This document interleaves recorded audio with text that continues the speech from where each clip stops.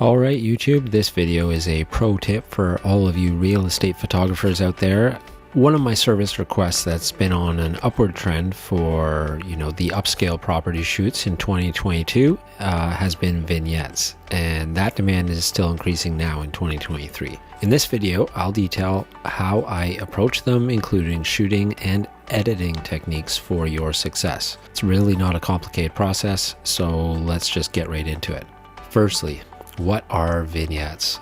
Well, imagine the opposite of showing the wide-angle views on a room like you normally would for real estate, and instead giving each photo an individual feature or collection of features to highlight. This is usually done with more of an interior design focus, but can also focus on architectural elements, of course, as well.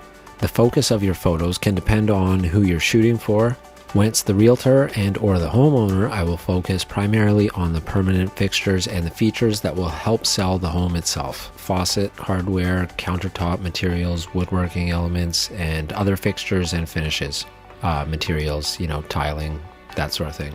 Alternatively, some home stagers in the area, when they are aware that I'll be the photographer for a particular listing, will have me add on marketing shots for their business, where I'd primarily be focusing on the elements they bring: furniture, prop layouts, bedspreads, pillow arrangements, bedside tables, and the like. So first step is knowing what vignettes are and how your priorities and or shooting focus may change based upon the client you're serving. 2. Camera settings. Conversely to where you might like to have everything in focus on a wide-angle real estate shot, vignettes you may find a good approach in wide apertures for enhanced background bokeh or bokeh, and improve focus and visual weight on the subject of that shot without the distraction of sharpened background elements. So I use a Canon 24-105 most frequently for my vignettes, and like you're seeing here, that has a max aperture of f4. This generally suffices, but I could sometimes appreciate, even an f1.8 or an f2.8 even, which I have in some primes, but I like to have the zoom more than I like to have the wide aperture. Anyways, on the topic of settings, aperture wide open is better. Shutter speed.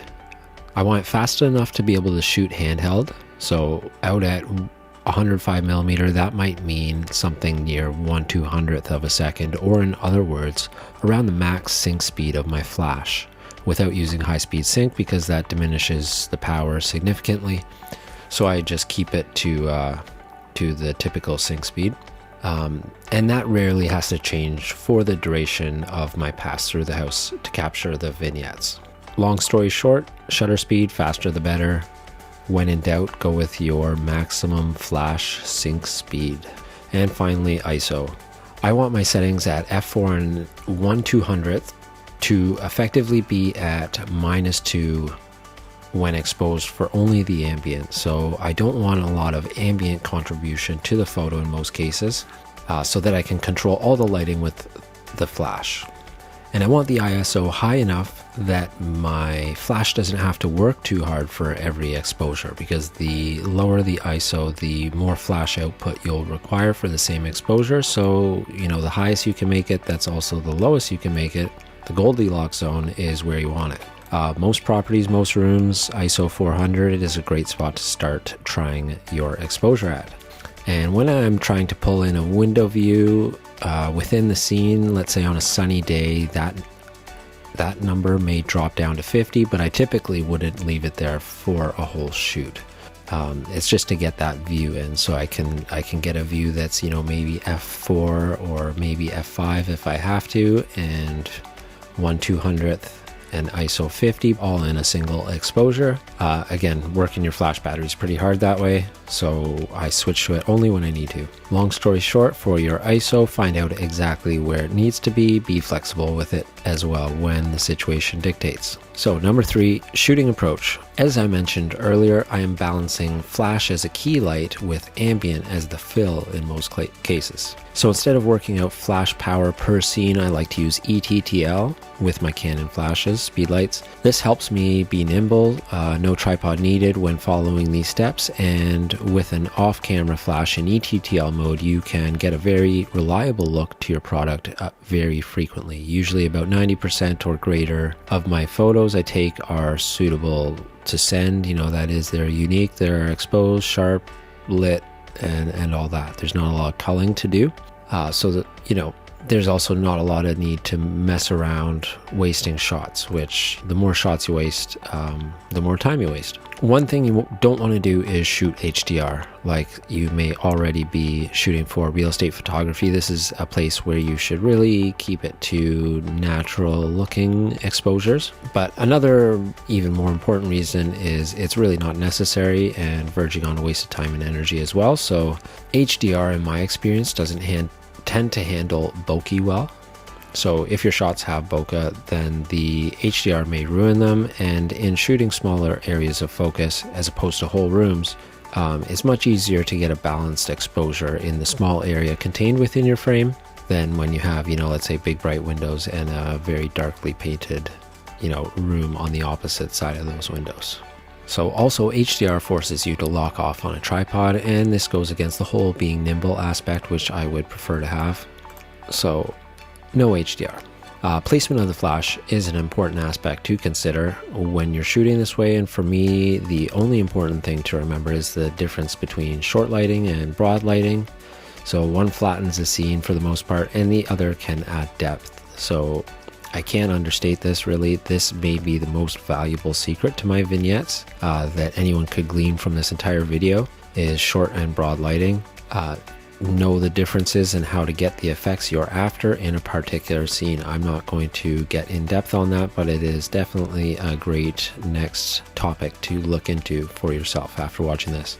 So again, hand bomb the camera so you can get high angles and low angles frequently in any spots that can use it. This is an opportunity to take the real creative angles that you can sometimes miss out on when you head in there with a very leveled and perfect verticals calculated approach that is typically dictated by shooting the wide angle spaces. I like the geometric composition still, like the clean lines, which may be a byproduct of already established real estate photo practices.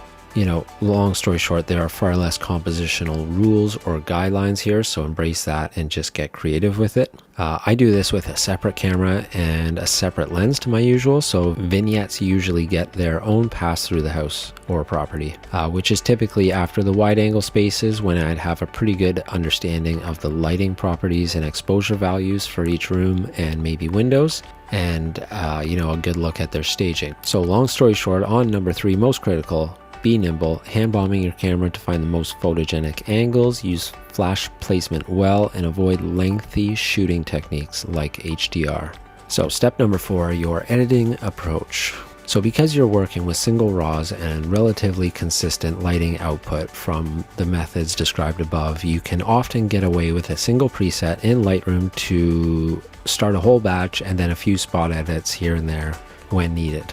As far as delivering, I'll often give a separate, vignettes added to the file name for each photo so that they can be easily separated out by my clients when they're looking for them. They can make great backgrounds for text posts on social media with the negative space you tend to get from bokeh in your photos.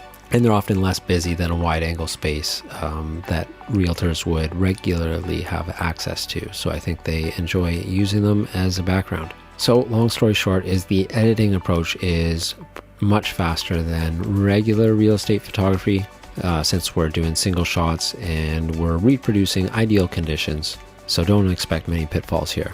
And step number 5 is the business aspect. So I enjoy adding these on and having them for my portfolio. I provide a discounted rate on vignettes when they're added on to any shoot I'm already present for. So let's say I'm already doing the wide angle spaces, you can get the vignettes at a discount. It effectively doubles the photo quantity my client receives with only a 50% increase in price. And then if I'm hired strictly for the vignettes, which does happen sometimes, then it gets more of its own base rate comparable to a standard photo shoot for the same space. It just happens to be with a different approach and camera. So that's about it. I think that should get you started. Maybe start practicing with a few of your more photogenic properties upcoming, and before you know it, you'll be ready and confident to start adding these to your real estate photo packages. I hope this was helpful. Thanks for watching. Share your thoughts in the comments below and stay tuned for the next one.